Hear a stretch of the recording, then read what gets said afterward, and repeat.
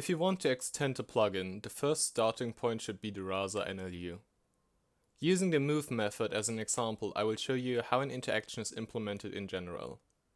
In Rasa, you need to add the new intent with user utterances, as well as lookups for the new entities you might need, like the direction entity of the move method.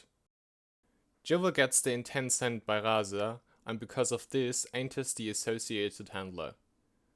Java then continues with the object disambiguation, and especially important regarding the move interaction, the movement disambiguation.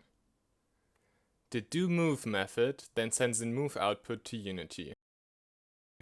The output payload gets processed in Unity through switch cases, resulting in it going through the interaction handler into the move handler to execute the move method with the requested interactable. For an extension, an implementation of each platform is needed.